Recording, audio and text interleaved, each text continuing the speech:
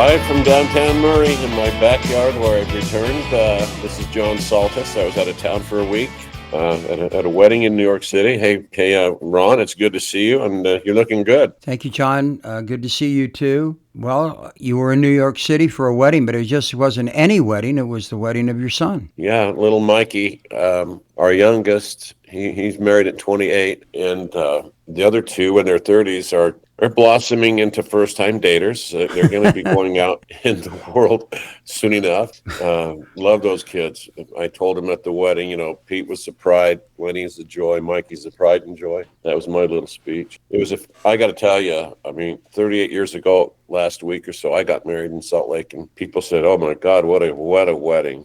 Greek wedding for the ages. Well, there have been a lot of good ones in between, but I will say this unabashedly: this wedding this past weekend in New York was a 9.999 out of 10. Incredible. That's awesome. To be at your son's wedding and get to know the in-laws a little bit, and also probably to get to know his wife now better. There's nothing like a Greek or an Italian or an ethnic wedding, whatever it may be. Really, particularly with families that have maintained those traditions. I think that there's something that is just incredible about the sense of closeness that you have to your heritage, even if it's not a day-to-day thing for you. And I think it's beautiful. And of course, the Greeks did it best in My Fat Greek Wedding. That's such a great, Big Fat Greek Wedding. That's such a great story and an iconic American comedy, romantic comedy. But the pictures that you sent, and I think we should post a few of them, you dressed up really well. I did. You really did. I thought it was your father there for a minute. You looked so good. I thought it was George Clooney.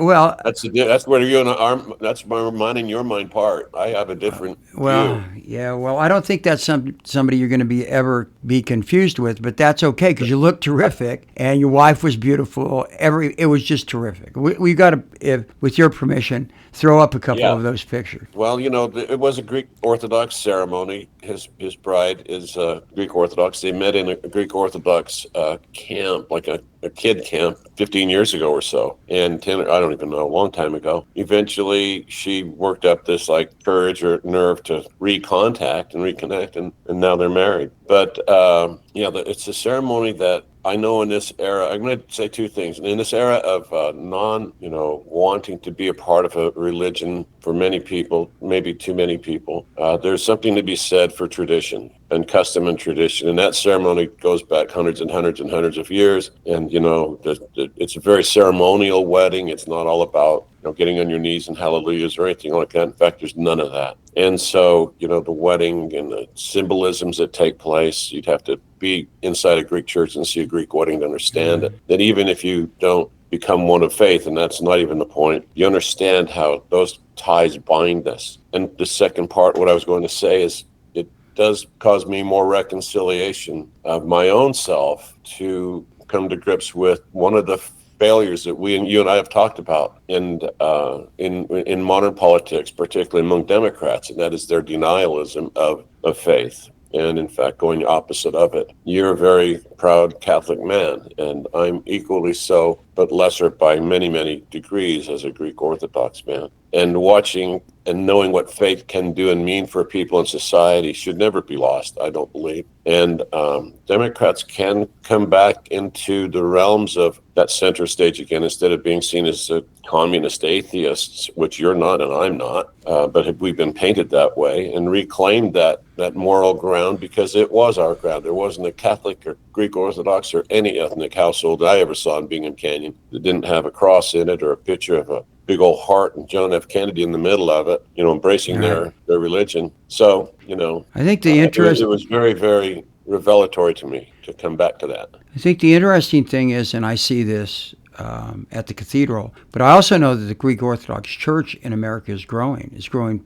There are a lot of people that are returning, or there are people coming to the church, Greek Orthodox Church. And a lot of it has to do with liturgy. I think one of the things that and it's our generation that really kind of began it, the beats before us, decided that any type of liturgical thing was a bad thing because it steeped you too much in a group as opposed to doing your own thing or whatever. But the historicity of liturgies of many kinds, even secular liturgies like going to the symphony or going to plays and doing stuff like that. And those aren't great examples, but I think they could be if you think about it. They bring us to a time where it's not about us only. It's about us being involved with something. A great play brings you through that wall, so you're part of it. Liturgies in the Greek Orthodox Church, I've been to a number of Greek weddings and funerals.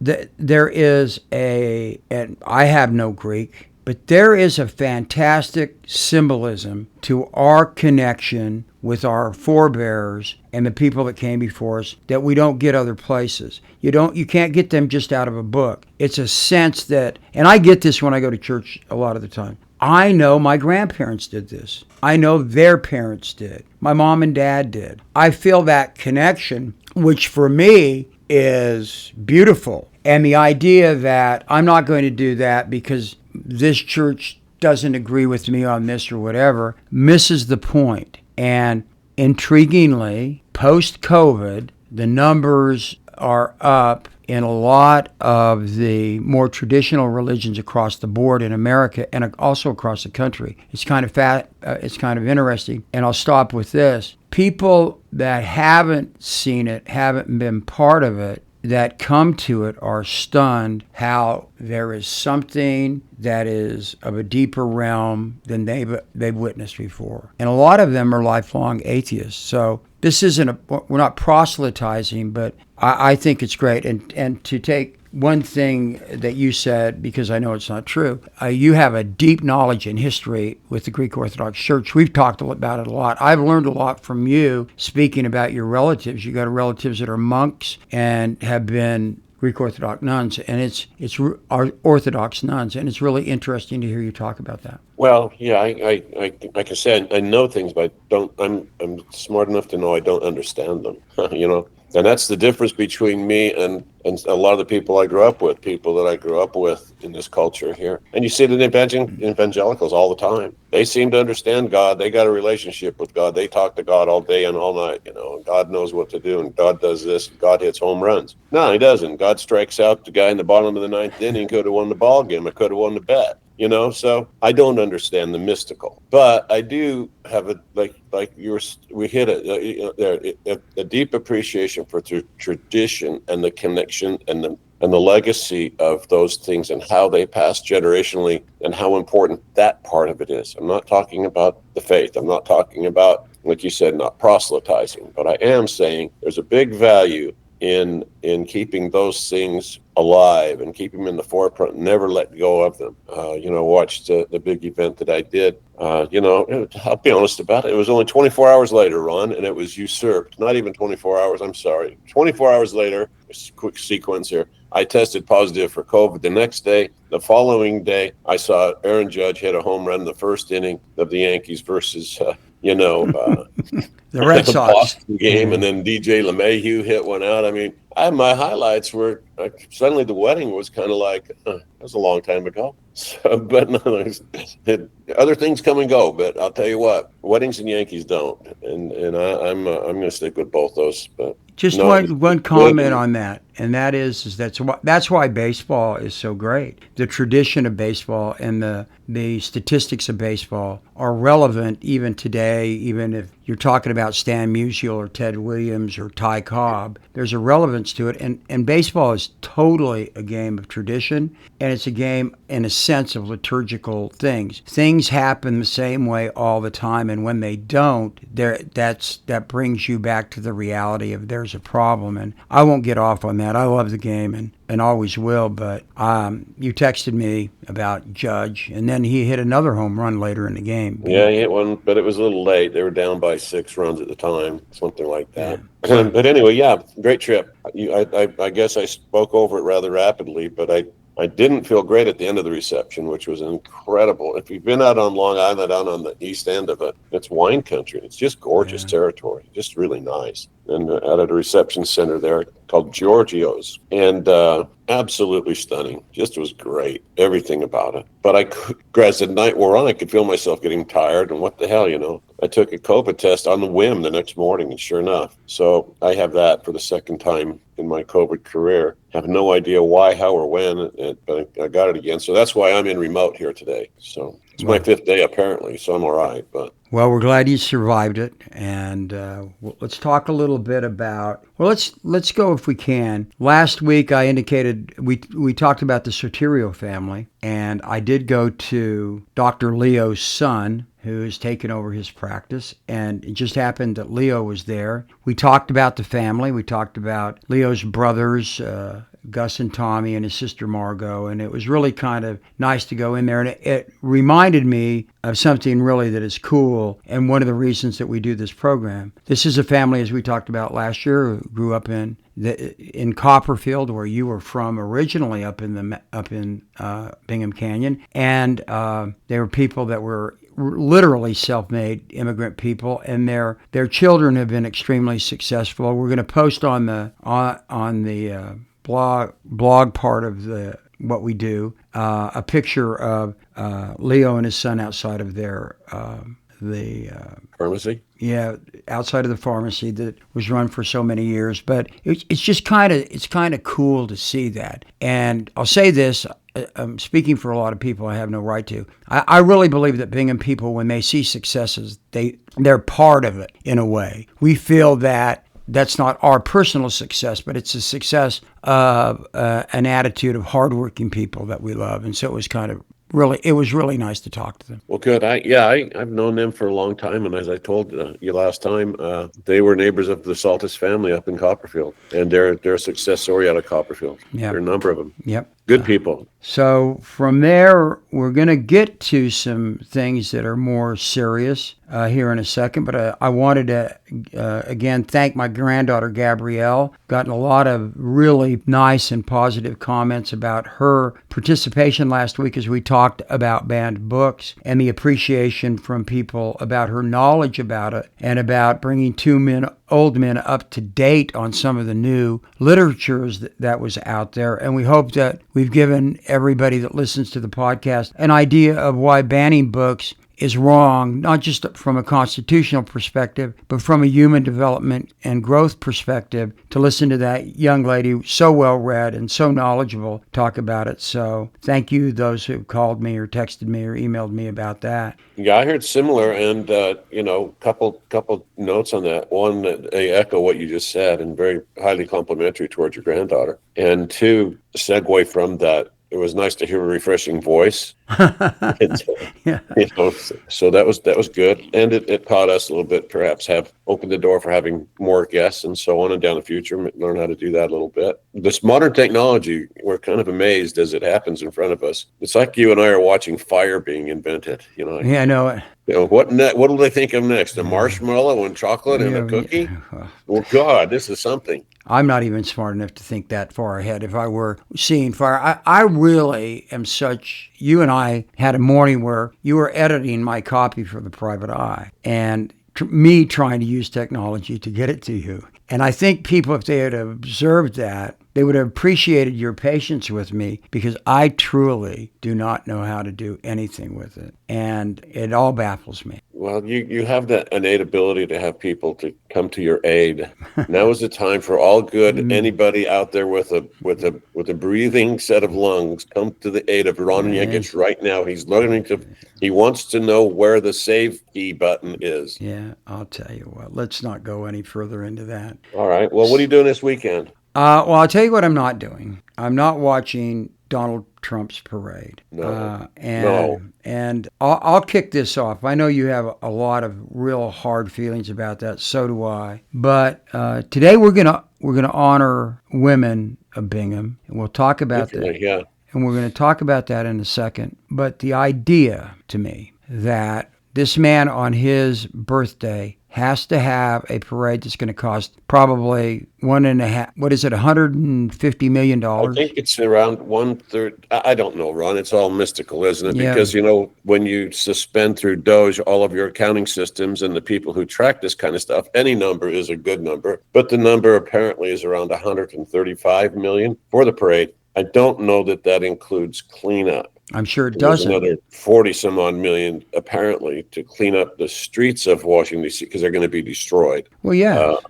So. And it's not only a matter of cleanup, it's a matter of reconstruction. And this is where I get really pissed off. We don't do that. We don't even do it after wars. We have parades, and you see the pictures, and now you can get on YouTube, you can watch video of film of VE Day and VJ Day and that type of stuff. You can see the protests during the Vietnam War. You can read about the Washington's parades that were held and the groups that supported him. But nowhere in American history, other than maybe with some men from the Union Army marching with a gun over their shoulder, have we tried to show off our armaments simply to show that ours is bigger than everybody else's. And he's doing that, and he's doing it not in the tradition of America. And it's not to honor the soldiers and the men and women who serve. It is to show that he can do it. This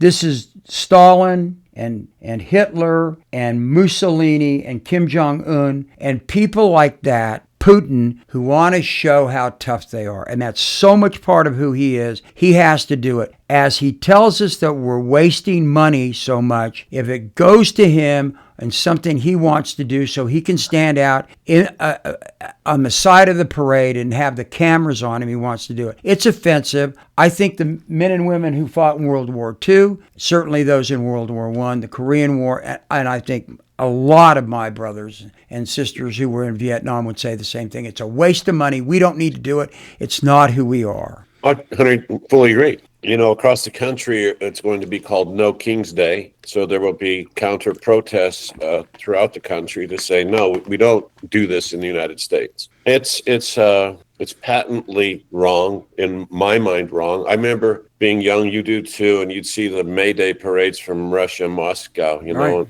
And all these guys in lockstep and their big old giant tanks and rockets going through, Red Square and stuff. And then later in China and everywhere else, dictators and powerful militarists parade their armies around to be tough guys. And we always got, that's really neat, but we got better ones. And we don't need to show off like that. What's this clown doing over there named Khrushchev, So now we've devolved into the abyss of being a clown like them. And I think it's not necessary. I never saw big guys flex their muscles that were really tough guys. Again, back to that, old town mentality where we were. The tough guys were the quiet guys. They ended shit. They didn't start it. Right. They didn't have to flex it. And if somebody was flexing, they were flexing for the wrong reasons. Maybe they weren't that tough after all, And it was the bullies that did that kind of stuff. And okay, and we're going to have a big parade. And for some people in America that want that kind of thing and makes them feel good, hooray. My bet, if I was to bet in bookie right now, head to Vegas, would be the preponderance of Americans are going to maybe curiously look at this for a second and then be like, nah, I'm going the other way. We don't want kings. This is just going to be a bad show. No, we don't. But again, we don't even do this kind of parade, this kind of show of military strength on the 4th of July, on Veterans Day, or any of those things. And the reason we don't is we don't have to. We are the preeminent power, world power at this time, and have been for a long time. And we degrade the honorable nature of what we've done historically, World War I and World War II, and also then bring back memories when we have done things that have not necessarily been true, and that is when we talk about the Vietnam War and all the men and women that died there, and whether or not they died because other people thought that they had the right to send them to war to die. And it's the pretext is right there as well. You just said it. I mean, Is it not June 14th? I didn't Google this. I'm presuming it's actually true. It's the 250th anniversary of the U.S. Army. Is that so? I don't know. Yeah, I think that's the pretext of it, which is coincidentally Donald Trump's birthday, coincidentally. So now we have this parade, but it's on the Army's birthday. You know what? I had two brother and a cousin in Vietnam, Marines. My best buddies, two of them are three Marines in Vietnam. That they're not Army. In fact, they detested the Army because they got better uniforms and so on. If you talk to them, they had better equipment and so on. The Navy guys, the Marine, the Air Force, the Coast Guard, all of that. How does it fall under the pretext of just because there's a day I can do it, I'm going to throw a big old damn parade? Hooray for the Army. You know what? But when if he was going to give credit to the Army, he had his chance 3 weeks ago, whenever it was, when he gave his speech, when he showed up at the commencement exercise at West Point. That was the time to commend the Army. And instead, he just nodded off and left. And went golfing. Now he wants him to parade? He went golfing. And the other thing about this parade is he talked about this before his first election and while he was running against Biden, about having to want this kind of parade, because he talked about it way back then. It had nothing to do with the Army. It's something he wanted because he had seen Putin and Kim Jong-un do it. And this choreographed, tough guy stuff, it really doesn't work. It works in the WWII. It works in that. But that's opera, okay? That's what he loves. It isn't true. He showed how he feels about the military by cutting veterans spending. He and Musk and losers, and also calling veterans losers and wondering how the men at Bellawood. We've talked about it. What was in it for them while he was standing on people's graves? I mean, it's a joke. We should take it as a joke, and it's easy to go, well, we're not going to buy into the joke. But I think people should be pissed off about it, and I think people on all sides of the political spectrum and those in the middle who aren't part of the political spectrum should be pissed off about it. He's wasting money, and he's wasting money that he claims he wants to cut taxes because we need more money. It's all a lie, and he tells these lies, and he tells so many lies that it gets hard to want to burst those bubbles.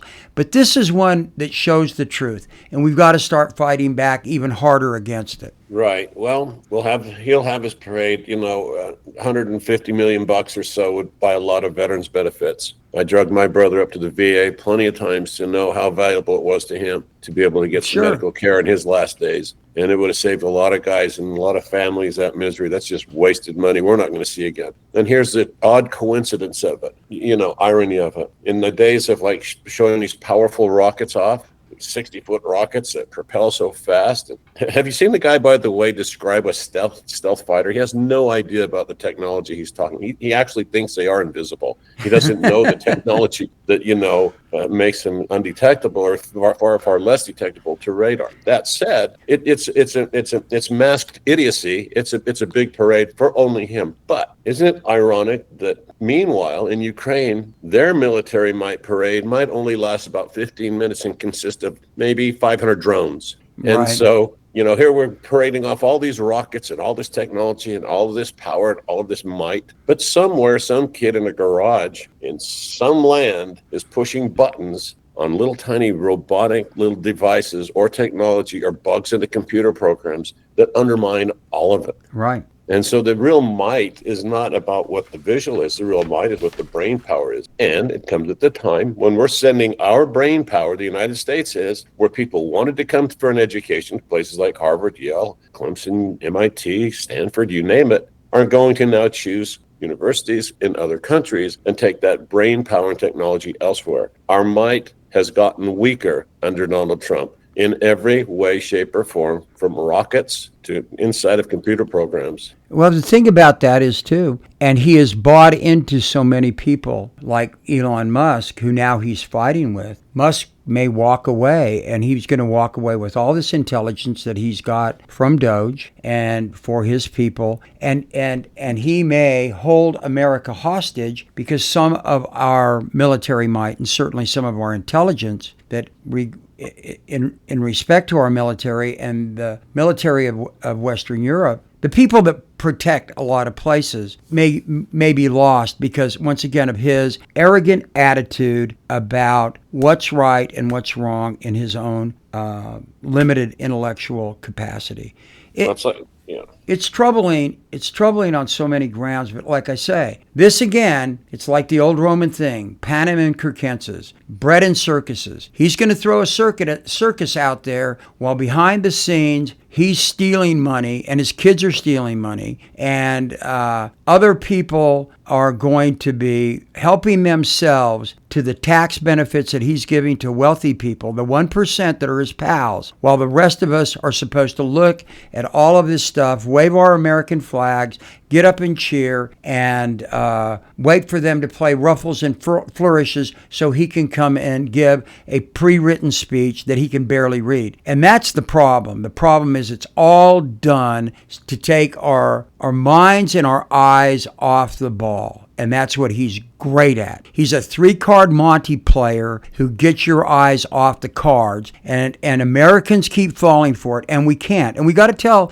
the people that we know and love, no, this is a chimera. It's false. Look at the truth about what's happening. You don't have to be a Democrat. You don't have to be a Republican. Just look at it and then start making your decisions on that basis. That's right. And here's what I think would be a better honor, Ron. This weekend, we'll mark as maybe we'll show up at the park, you and I, just under some kind of, we'll get a combo Croatian Greek flag or something and post it up there and honor the true heroes of most wars. And that's sometimes not the guy on the battlefront nor the person supplying the water, the gas, or the fuel, or the ammo, but the people back home who power through it back home and show their support. And in World War II, there were victory gardens. People were doing all of that kind of stuff in their backyards, making sure that everybody became as self-sufficient as they could. That was one task, or going double time on their needs, making sure that things got used and reused, but also, and particularly in places of factory towns and, as you say, river towns and railroad towns and mining towns, the women, the Kennecott copper mine up there, our backyard, our playground, was being mined throughout World War II and setting production records, while many of the positions that were formerly done by men who were then shoved off to war, were filled by women. Yep. And the Bingham women are the ones I want to honor on June 14th, as much as the Bingham military men,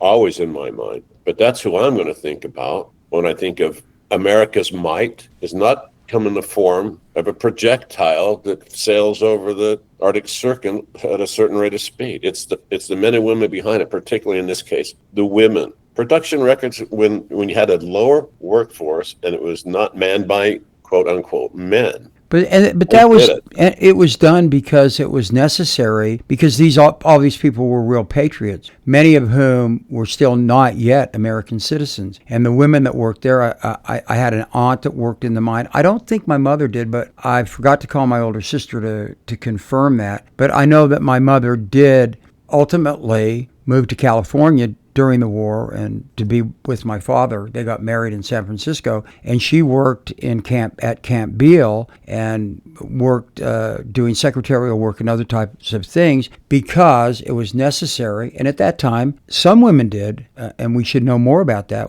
But most women did not go to fight, but they did everything else that made it possible for the men that did. Yeah, and the idea that, just as you brought up, that's an excellent way to put it, they need to be honored. But what's fascinating even about that is, this is something you would have to drag out of them to talk about, because they just thought it was what they were supposed to do, and it was, in a way. That's what America is about. We are supposed to do what's right. We don't do things for show. Again, that's professional wrestling attitude. You do things that are right, and you do them for the right purpose, and you do them when it's time to do them. My dad told the story about he was walking from Bingham up to Highland Boy when he heard that Pearl Harbor had been bombed, and immediately, as he tells the story, began to think about what he would do. And I think he was a senior in high school that year.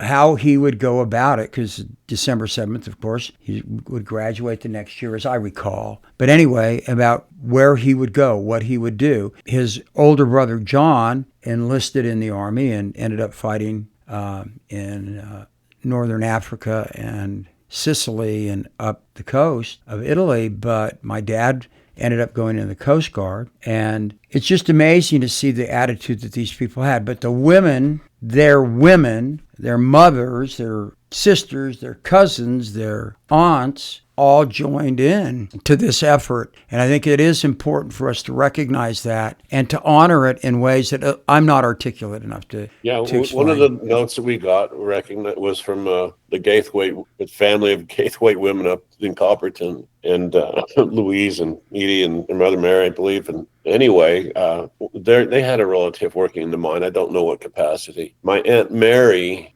she was a switch tender in the mine, and you've seen photographs of women track gangs and so on. I don't know if they got behind the gears of a locomotive or a drill or anything like that. I don't know what their full job tasks were, but they went to work, and it was under this notion of sacrifice, not grandiosity. They were giving because they believed in a cause. And what we're finding in this era of Trumpistanism is there's these manufactured problems all the time. And you're not patriotic if you don't go along with him or something like that. When there's no sense of urgency except to him to prove a point of what defines patriotism and sacrifice, when no one else is really sacrificing. And these women did. I just keep on saying it. I heard a lot of them over and on. I knew by the time I was an adult, I only remembered one woman still working in the mine, but it was not in a hard physical capacity of a true miner, but she worked for the mining company. That was Evelyn Fontana, born Clonizos. If you eat at the West Valley Crown Burger, that's the Clonizos family over there. Their father was a barber in Bingham. We just don't see it. Today, this notion of throwing a big parade, again, just to roll it back, just to what? Do what? Show what? To the world. We're not showing off anything except our own inferiorities, in my belief, when we do that. Tough guys don't act like that. Real tough guys don't. No, and we also it shows that we want to be a country to the world. It shows that we want fights. We don't want fights. We want peace. I thought what does Hegseth call the war fighters or something like that? I don't know. I don't. Yeah, he's got a nickname for what he wants his military to be, known as the war fighters or some damn thing. Let's then name them whatever you want. Okay, the Zouaves, which is a band of fighters in the Civil War, that the 18th Highlanders. It doesn't matter what you name them. It's when they go to a just cause to deal with it. And America, in my heart, we're peacemakers. I know that we haven't always been that, but we're peacemakers. I thought it was interesting that an American who now lives in Rome, picked June 14th after Trump had announced this. I'm sure it's the biggest, most beautiful parade. We'll call that that will be his next name for it. And that is Pope Leo XIV decided that would be the day that he would hold a mass in what used to be called Kaminsky Park. I don't know what it's called now, the new one in Chicago, for America and for his home city, in a sense to give an opportunity for them to go to a mass that he would preside over by video. And that's the time he picked to do it, on June 14th, the time that this parade is happening. And it was... I don't think he did that. That's a strange coincidence, right? It's not a coincidence at all. He did it on purpose. And he did it not for him. He did it because, as he said over and over again, and Francis did, the wars we have now are wrong.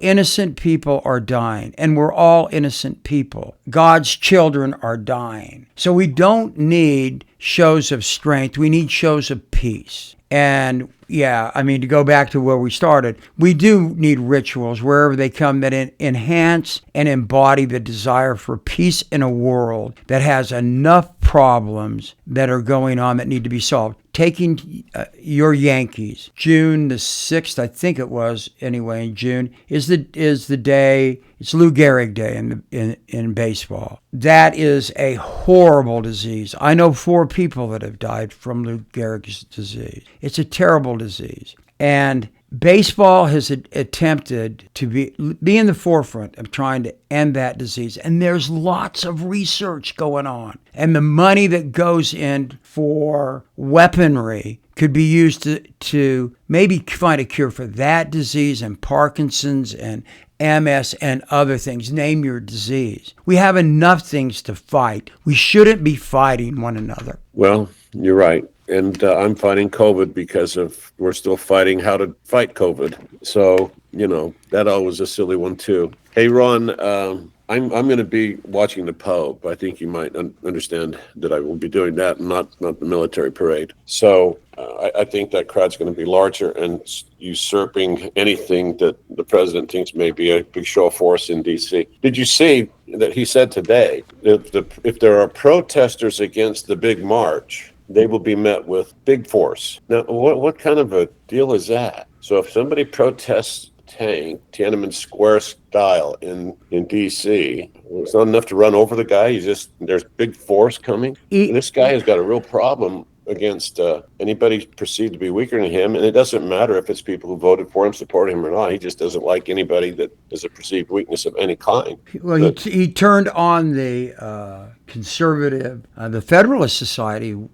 Their president or one of their leaders had something bad to say about one of his policy, and he savaged this guy, and he did it in a way that was very demeaning to him personally because he didn't agree with him. And again, I mean, you and I have talked about not wanting to talk about this too much. It's hard not to talk about this. It's hard and it should be hard for every American not to talk about this. This is not America. People get an opportunity, if they wanted, to disagree with power and disagree with the President of the United States.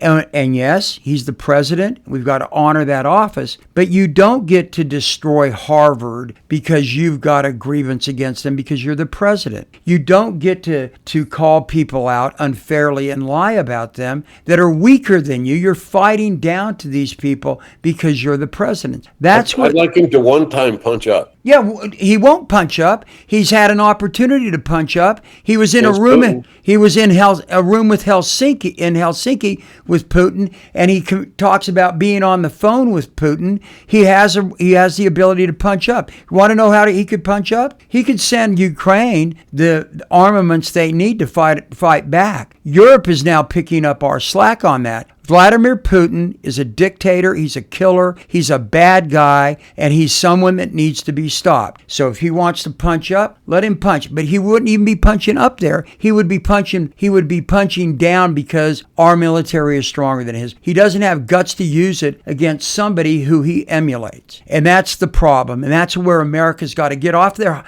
ass and stand up to this guy who really does not embody what America believes in. I believe that from your lifetime known another U.S. president to create an environment. Well, I guess we did. The Gulf of Tonkin maybe may not have been based on true facts. It was a lie.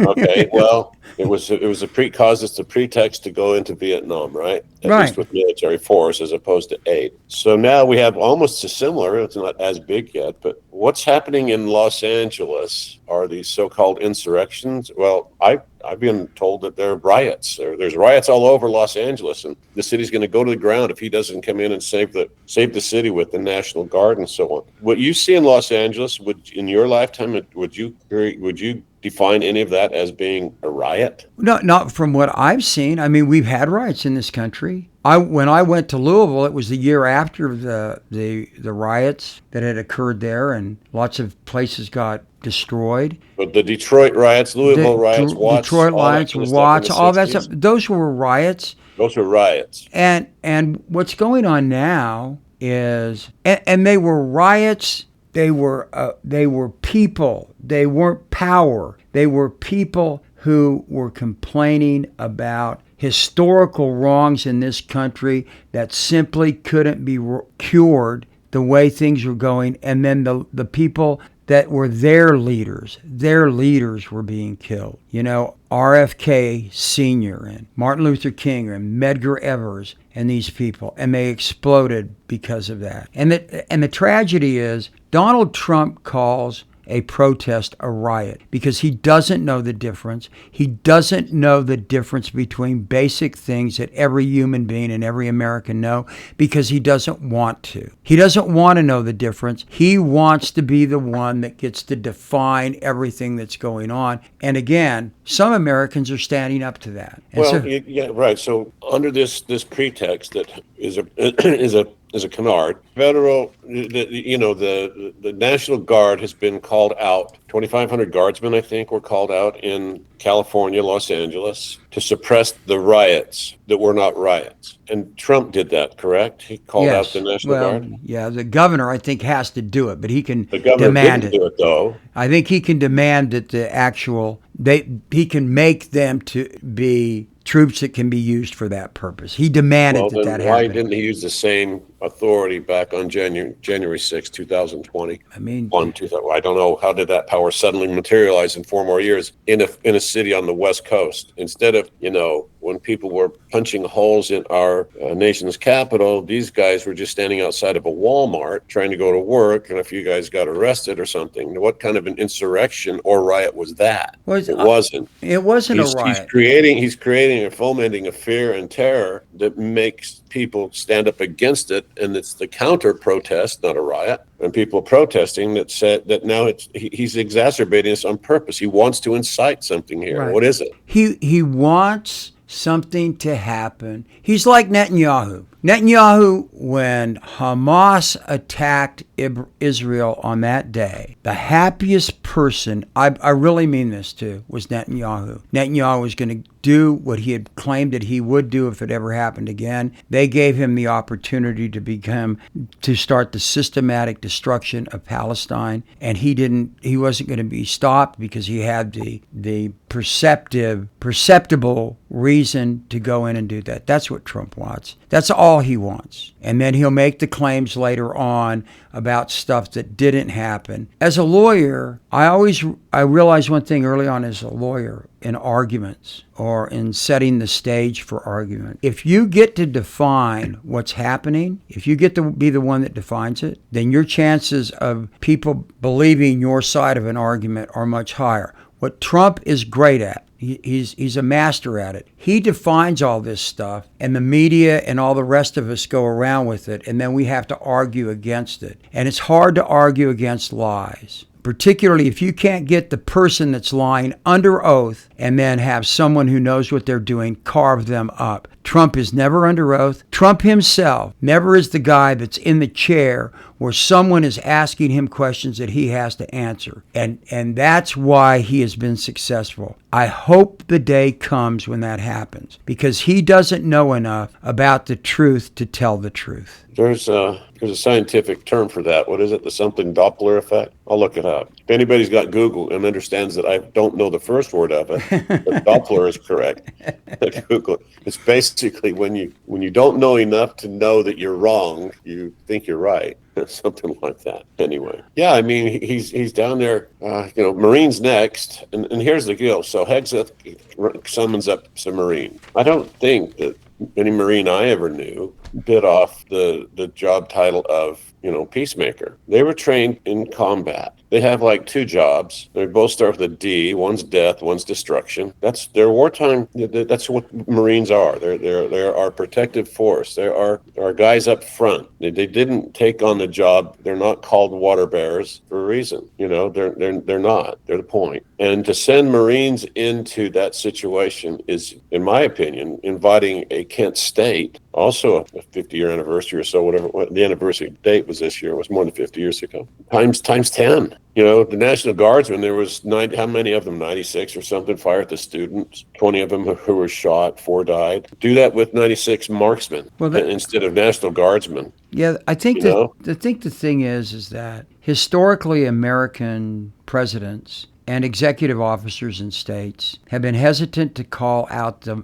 militia. I'm put that in air quotes, in these circumstances. And for that reason, you go back to Washington's administration, there was a thing called the Whiskey Rebellion. It was a tax rebellion of people that made whiskey. And he sent troops in to stop what was going on. And they were able to do that. And I think some people did die. Washington himself regretted that decision. It wasn't really probably necessary. But more importantly, after that, historically knowledge Americans in government realized that that was not a great thing to do. Abraham Lincoln took abuse for suspending the writ of habeas corpus. And he did so because that allowed him plenary, almost, powers as a dictator. And Trump doesn't understand any of that. And so Eisenhower debated greatly whether to send troops into Little Rock. He finally did, because the governor of Little Rock